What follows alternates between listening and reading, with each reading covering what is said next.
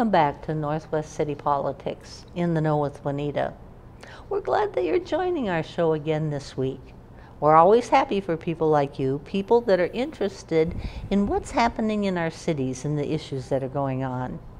Because good government takes a good flow of information back and forth between the residents and the city council and the mayors and the city staff. And so we're glad that you're tuning in to find out what's happening in our area. If you haven't watched our show before, each week we'll have someone on from one of the 9 cities in CCX's viewing area to update us on what's currently happening or what's been being projected for the future.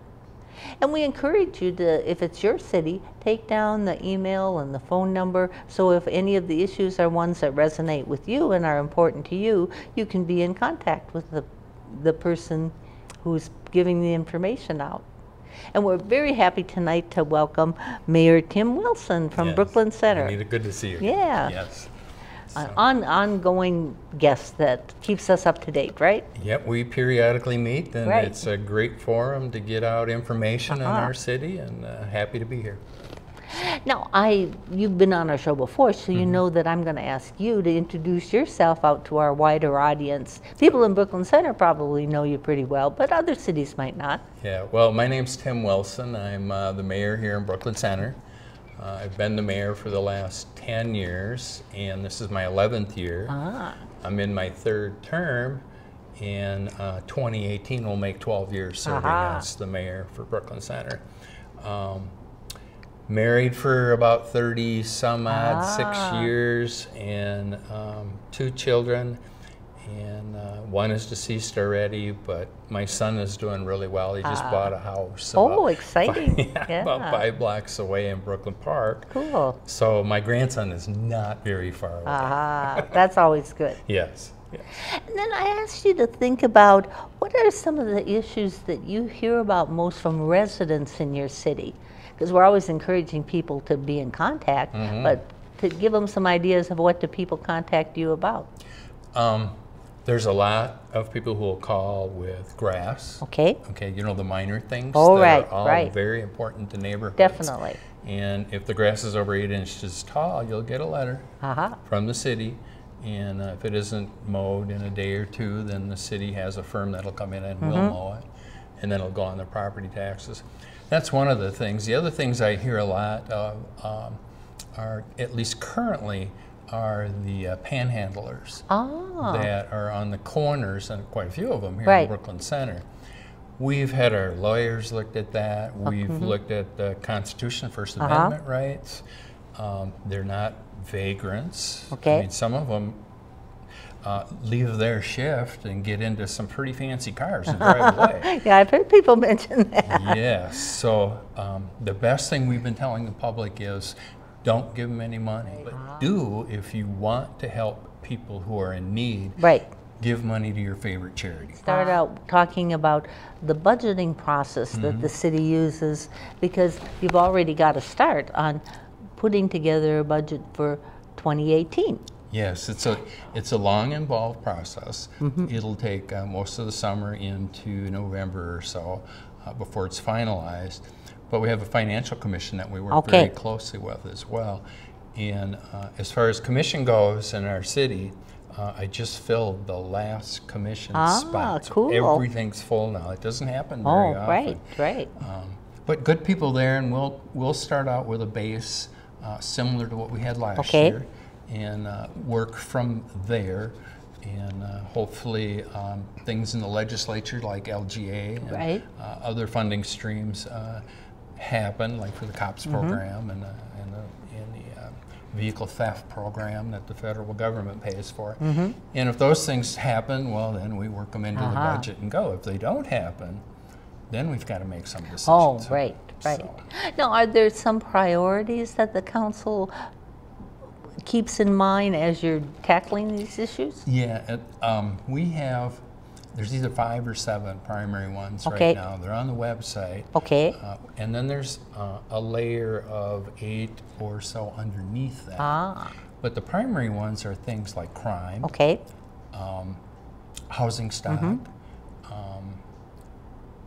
redevelopment, by the way, is really big. Definitely. And things like that the council has determined are the main priorities for the next coming years. Right.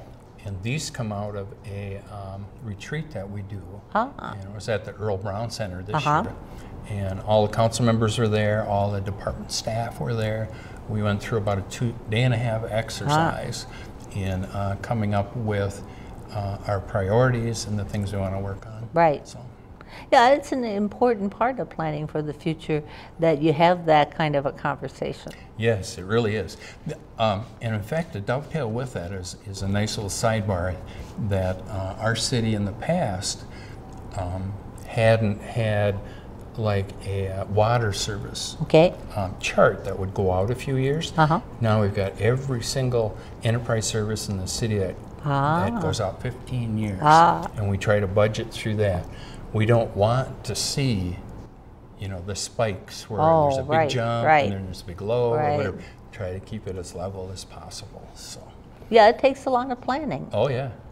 Now, what you've got the budget that you're working under now for 2017. Were there any big changes from 2016? No, not so much. Okay. We are on the same path, pretty much, like we've been doing the last few years. We try to keep that mill rate down, as well. That's property tax. And the big ticket items you think of happened the year before. The water treatment plant was in there, things like that. This year we did a little more bonding than we usually do, which is borrowing. Right. And Moody's and Poor's is the people who rate us. And they rated us at a AA a few years ago. Well, the next step is a AA plus. And according to what we have found out, we're about this close. Getting really close, right? Yes. And that makes a huge difference in the interest what you pay, right? Yep. Right. Yep. It also encourages investors to buy those bonds. Oh, of course. Yep. Yeah, all part of the process. Yeah, absolutely. Got to sell your city, right? Mm-hmm. And then ultimately the budget will lead up to the tax levy that people are going to deal with. What was the tax levy for this year's budget? Do you remember? 6% or so. Somewhere in there it was probably a fraction. And there was two different ones. One is to support the bonding, and the other is general revenue for the general fund and stuff. Right. So the bonding, though, or the borrowing is very, very important if we're going to get through our 30-year infrastructure plan, and to get to every street, all the infrastructure within the city. And right now we're projecting 2021 will be the last one. Oh, getting pretty close. Yes. Oh, of course, then we'll start over. Right. Because then the first one's done, we're probably going to need some work by that period of time. Yeah. Now, not everybody is interested in the process of budgeting. They're interested in the end result. Oh, sure. But for the people that are, what's the best way for them to kind of follow this process? Where can they get information as you're working on the budget? Yeah, well, I touched on it a little bit. Any meeting our commissions have or the council have are all open to the public. You're welcome to come. You may not be able to have any input because it is a working session. Definitely. But we have financial commission members, council members, city staff, and then if you choose to, you can come and visit and watch the process as it goes along. Eventually then it'll get to a draft, October, September or so, and that draft then says, okay, we think we want to levy 5%. Right. That's going to be the highest. The most it can be. Yep. Right. And then we're fixed at that. We can lower it, but we can't make it any higher. So. And then in December it all gets set out to the public and you have to get it accepted. Yep. I think it's the first part of November, if I remember right, in order to have all the documentation in place. Right, right. So it's a long process, but it is one that if you're interested in that kind of thing, you can follow it along. Oh yeah, absolutely. We have annual audits by the auditors as well. They go through all the books, and there's forms and a strict process, GASB, with the state of Minnesota that we have to do as well. That's very, very detailed. So. Well, moving into an area that we've already made an allusion to, Brooklyn Center has had a lot of redevelopment going on. So it's always good to talk about the projects and point out for the wider community and for the people in your community what's happening. But there's some redevelopment of the old Kohl's building that's on Bass Lake Road in 100. And maybe you can tell us a little bit about the history of that site and then what's happening now. Yeah, Kohl's, of course, was in that site and was there for quite a few years. In fact, my whole wardrobe, I think, came from Kohl's, which was nice. Now they're not there. So we've been marketing that for some time. We had a storage business want to come in, although that didn't generate very many jobs. It really was kind of out of place for that area. So now Home Furniture has determined that they're going to come in, they'll refurbish that building, they'll use it for display, home furniture and stuff. The developer that they're working with also has mentioned that they'd like to build a medical building of sorts in the southern half of that great big parking lot. Oh yeah, because it's a big enough site that you can put other things in there. Yes, so that may be some more businesses coming in, little ones or whatever. And then it's been alluded to, although it's been really difficult, where the ground round used to be to get a restaurant in. Right. And in my opinion, we have to bring some wealth into our city and get our local economy higher before we can support residents or restaurants, excuse me. And that'll tie in to the opportunity site. And that's the one that's just north of where what's the Superior Ford, right? It used Something. It was an auto dealership across 100. Yep, used to be Ford. We own it now. The city does. And it's Bass Lake Road, by the way. To the north, and Kohl's is to the south of Bass Lake Road. So there's about 30 acres or so in there that we have been working with developers with to say, council would like to see a mixed use in there. And that mixed use, that study goes all the way back to Hennepin County in the late 90s. A long time, yes, it did the first study. So we're kind of marching down the same path. We would like to see, of course, market rate housing, some wealth brought in, some local economy for people like the millennials or others, professionals, where they'll have services at Shingle Creek Crossings. You know, they can just walk to it back and forth. And that strengthens both areas. Oh, it does, so, long-term planning is like 20 years, and I'm still... And you don't know what's going to happen to the economy. What are people going to actually want that will come in and develop that property for the city? 2008, that crash put everything on hold. But during that period, we were one of the, if not the only, construction site in the metro with the Walmart piece in Shingle Creek Crossing. So we still kind of moved during that along. time, you didn't get stopped dead in your tracks, That there was still development going on. Yeah, there's been development in just about every corner of the city, and there's more coming. We're not going to stop until all the underutilized properties are utilized. Basically, it's good for our property tax base, it's good for our residents, and it brings business and jobs into the city. So part of what the city needs to be working on. Yes. And an interesting redevelopment is happening.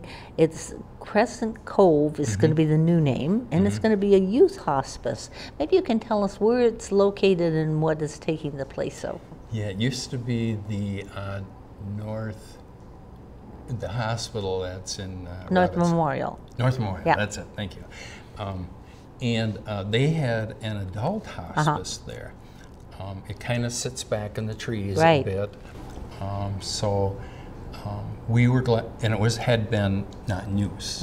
So we were glad to see somebody come in. Crescent Cove came in. They determined they would like to put a youth hospice there, and it's for younger people and their families to do. It's one of 3 in the nation. Wow. And it just puts Brooklyn Center on the map again as a destination type business that people will want to go to. We worked hard with Crescent Cove to widen the road that goes back to them so that they can accommodate parking much, much better. And the reason is that whole front part is all city land. And they have like an easement or whatever to have a driveway there. They can go through the city land. Yes, but it's got to be safe, and you got to be able to have enough room to get fire trucks in there, even if everybody's parked. Oh, right. Yep. So that's the city's part of what needs to get done. Is there a time frame on this? They would like to be up and running this fall. And there's two things. They've been raising money. They'll start redevelopment or refurbishing it, building it to the way they want it. And I was at the Twins game about a week ago on a Friday, and they had a Crescent Cove day. All through the game, they were mentioning Crescent Cove. So it was kind of nice. Yeah, that'll be a good addition to this area because it's a very helpful thing when people are going through difficult times to have that support available for them. Yeah, and for young children, basically, and families, to be in an adult setting is a little bit taxing for, for folks. I mean, it's a whole different environment. So this site is a natural, beautiful site. It's right on Twin Lakes. There'll be good views and stuff from there. I wish we didn't have to put up a youth hospice, but the way cancer seems to strike a lot of people, you know, it just seems to be needed. So. Yeah, you have a lot of different resources for youth and young adults. Yes. So this will just be another addition for that. It's another addition for youth. You know, I don't know if we were going to talk about it later, but the Brooklyn Bridge Alliance for Youth. I chair that organization. I was one of the founding members of it with Mayor Steve Lampe in Brooklyn Park. And we started looking at that in 2008, 2009, and it's taken now till about 2014 before it really took off. And now it's doing really well. So. Now, there's an old bowling alley that's at, and I'm not sure if I've got the right things down, an old bowling alley site. It was a Jerry's supermarket site? 2 sites. 2 sites, okay. Because I wasn't quite sure because I was thinking I can remember little bits, but not much about it. But anyway, you're going to do an apartment complex, or a developer's going to do? Well, there's been some interest in it. Just an interest in it at this point. But they were looking at the bowling alley over by the FBI building. And then the property Jerry's Newmarket is over by Cubs, and that one's been empty for a long, long time. The thing that's really good about that whole scenario is that we have somebody that's interested in looking at it, along with the opportunity site where we have 5 different developers. In the past, it was really hard to get developers to even come in and look at Brooklyn Center. So we're pretty encouraged. And I believe development will go forward in some of those places. Yeah, because sometimes people think that the city determines what happened there. It has to be somebody that knows that they can make some money, that it's going to fit their business, or it's going to fit what they want to do. So the city is active in it, but if you don't have that interest. Yeah, and that's one of the things that's being debated right now, whether or not it's functional, whether or not it's sustainable. And we can use tax increment findings to encourage people to come in. But we're talking hundreds of millions of dollars in those buildings, and developers just don't come in and build them because we're nice guys. So there's a whole long process there, and the banks are involved, or the teachers unions are involved, or wherever the money's coming from. And we get involved with ordinances, planning and zoning, and then some TIF support. But the major risk is with the developer and the hundreds of millions of dollars they have to pour into that. That they're going to pick the right thing for the right place. Now, are there any new businesses that have been coming into Brooklyn Center that we can mention? Not recently. Not within the last few months. Yeah, I think Einstein Bagels came in over in Shingle Creek Crossings.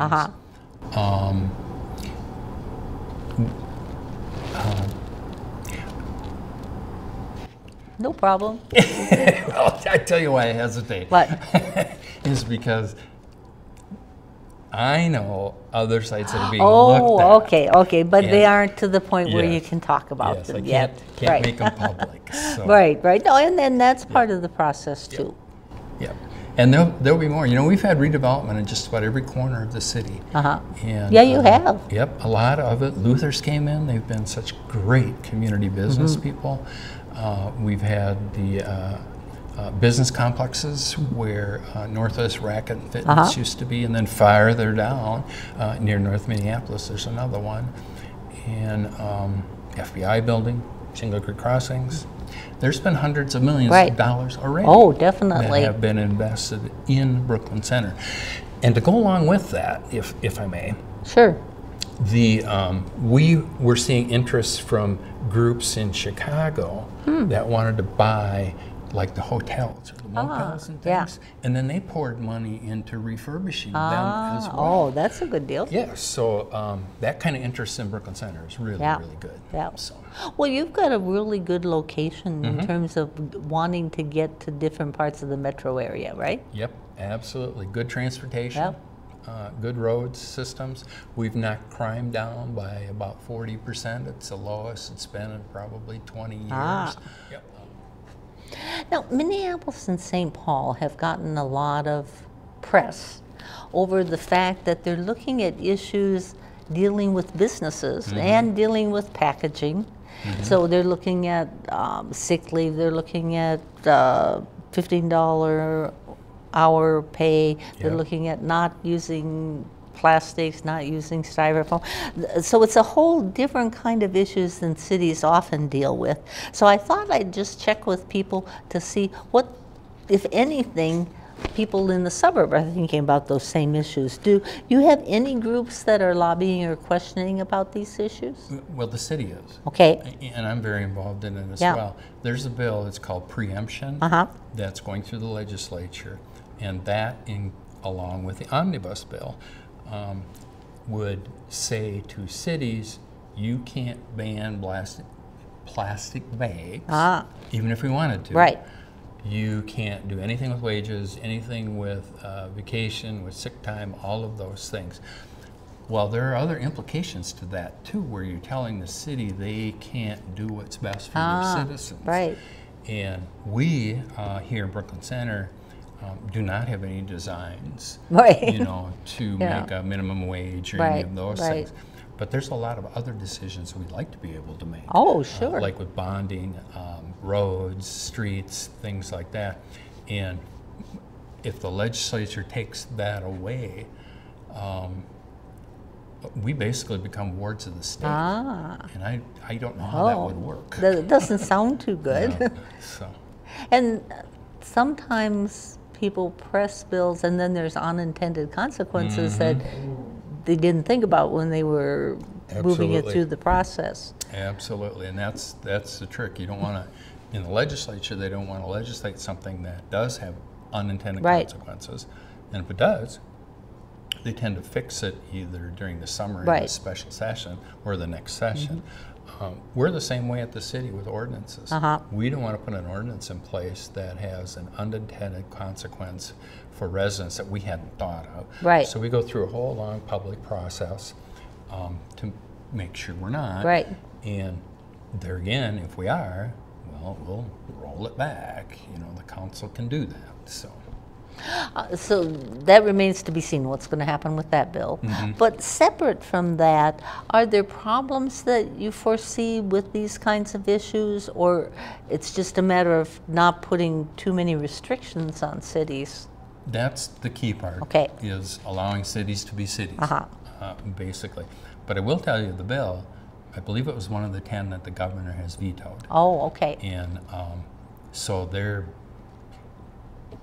governor is saying, with these omnibus bills, send them to me, we'll do financing, we'll do dollars, we'll do those types of things. Right. But don't send policy. Yeah. And they've embedded something like 600 Oh, I know. I thought lines. that was amazing when I read that the other day. Yeah, and that's where the cities can't ban the plastic bags, they can't do all those things, so it's just not not the way to do things. Right, right. And then some groups think that issues like wages and sick leave and that should be done on a statewide level instead of a city level. So I'll get your reaction to that. Yeah, I tend to agree. Because if, say for example, we here in Brooklyn Center do a minimum wage at, say, just $25 an hour, just an arbitrary number. Just to say something. Well, all the way around us, they don't have a minimum wage. So where are people going to go to get gas, to buy groceries? You know, they're not going to go to places in Brooklyn Center that are struggling to pay their employees and raising their prices. They'll go to those communities that aren't. So it has to be an equal, fair, level playing ground across the state. So it's stimulating discussion. Oh yes, absolutely. Definitely on an area. Yes. And is this an issue that you've heard anything from citizens about? Or more it's from the state legislature and what gets in the news? Yeah, I don't think I've heard from citizens one way or the other. And if there's minor comments like, we're not doing that here. Right. Type stuff. But preemption. That's going in a whole different direction to say you can't do. Yep. North Metro Mayors is lobbying against it. National League of Cities is as well, and other organizations, the county organizations are also, because it just won't work right. And if we're going to have local control from our cities and our councils, well, the state can't be saying, well, no, you can't do this or you can't do that without legislative approval. Well, legislative approval can take years in cases. Especially nowadays, right? Yes. Even in the past, maybe, but nowadays there's a lot of differences of opinion, right? Yeah, and there's such polarization between the parties as well. Oh, right. So it depends on who introduces the bill and from which party as to whether or not it's going to go forward. Right. Depending on which party is in the majority. Right. So. And that keeps jockeying back and forth too. So. Yep. So we'll just kind of keep touching base on this issue. But sure. Yeah. I thought it's one that's in the news and the people have heard about, but it's not one actively being engaged on in our Northwest area. Yeah, true. Yep, that's true. Well, I want to thank you so much for sharing your time and your experience with us and our audience. And we'll encourage you out watching to tune in next week for part 2 of Brooklyn Center's Issues. We're glad that you've been with us, and we hope you'll join us again. Bye.